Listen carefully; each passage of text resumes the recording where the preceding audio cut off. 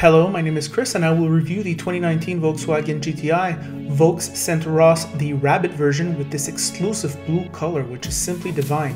GTI comes in 3 trims and at reasonable prices.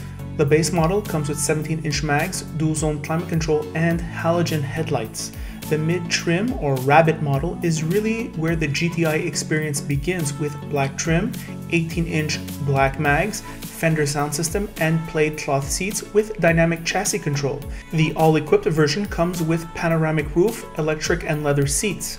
Prices are $31,000, $34,000, and $36,000 Canadian. Remember, GTI comes with a 4-year bumper-to-bumper warranty and a 5-year powertrain warranty, whereas its rivals are often 3 and 5. Here is GTI.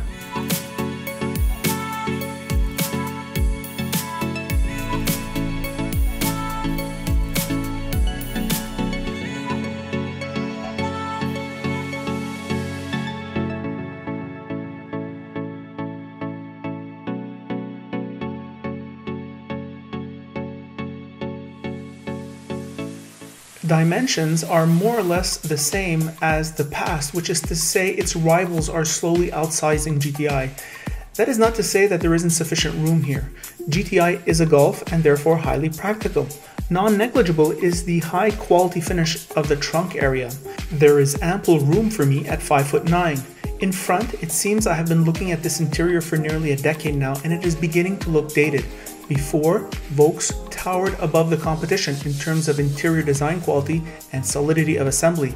It is still, thankfully, a familiar interior that is easy to get used to. A spot-on driver's position, bolstered seats, clear visibility, and a driver-focused cockpit, there is a sense that this is the last Volkswagen to feel like German cars from a decade ago, and I mean this as a compliment. There is a reason why GTIs sell well. It's not just looks, there's a real driver's car vibe here. Nice. The cloth seats feel durable but are rough to the touch, and the quality of the materials are class appropriate, once again, no longer head of the pack. But at 1,419 kilograms, that's where the criticism ends. It has front-wheel drive, which keeps the weight low, and the dynamic suspension and low RPM torque means fun driving whenever you want without necessarily losing your license or worse yet, killing yourself. It is just so pleasant. I am never disappointed driving GTIs. Available with a manual, this Rabbit comes with a 7-speed dual-clutch automatic, which, unlike my 2015 road test, did not hunt for gears in city driving, a more polished experience. 228 horsepower and 258 pounds of torque, this 4-cylinder turbo consumes 9.6 liters in the city and 7.5 on the highway, or 2531 mpg.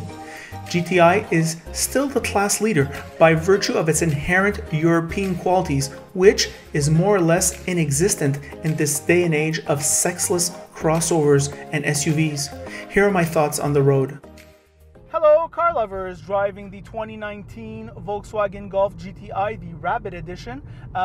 What to say about this vehicle? Well, first of all, we'll start on the outside. I love the exterior styling. It seems to me Volkswagen never changes this exterior styling and it remains good looking. So that's a plus value when you're buying a Volkswagen product. Often people underestimate that, is that their car, usually cars after 4 or 5 years, they look kind of outdated.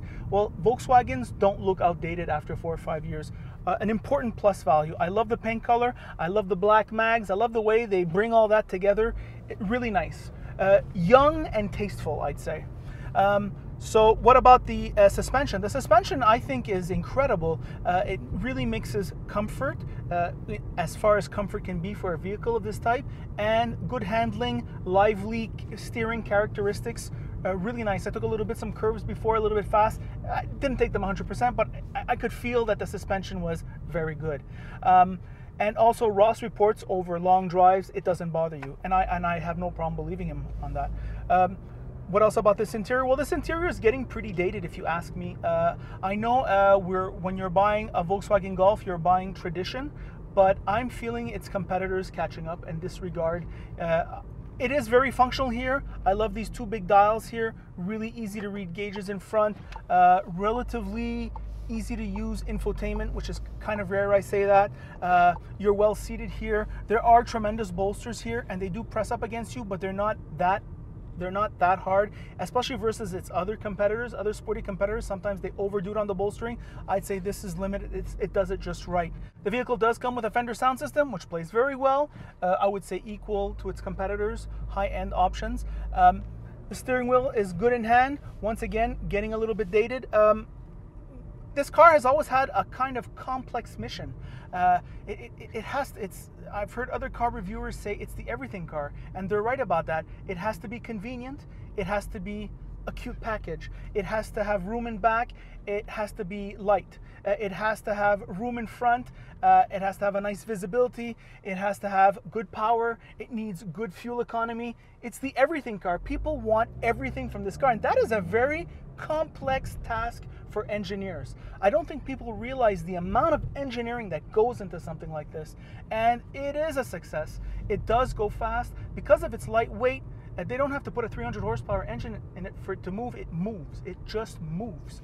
And there's torque all around. Ross made the good remark. The low-end torque is very satisfying. I have to agree. An underrated engine, this 2-liter turbo. I know a lot of reviewers say it's average or they shit on it. I think it's a really good engine, really dynamic.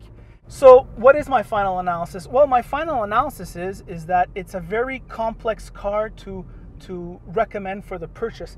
I'll tell you why. Because I've recommended Volkswagens in the last 3-4 years to people, and they've either had a wonderful ownership experience or a somewhat disappointing one in the terms that the check engine light's always turning on, fluids that need to be refilled that shouldn't be refilled, and similar situations. When you buy a car like this, you don't want to go to the garage. You don't want to go there, especially in the first 4 years. However, my recommendation to you is, if you like this car, and you should like it, lease it. Lease it for 4 years, and if you don't have any problems, well, you can just take the buyback. Buy it. And if you do have problems, you can take the keys and give them back to Volkswagen after 4 years. And that's it. So I think that's the best way to own one of these vehicles. And that is the review. By the way, if you like this review, like it. If you don't like it, don't like it. And if you find this video thoughtful and easy to listen to, perhaps you enjoy the way I point out the pros and the cons succinctly, or perhaps you just enjoy the awesome 4K footage that I present to you, well, then you can subscribe to the channel. I come out with a video once a week, and that is it.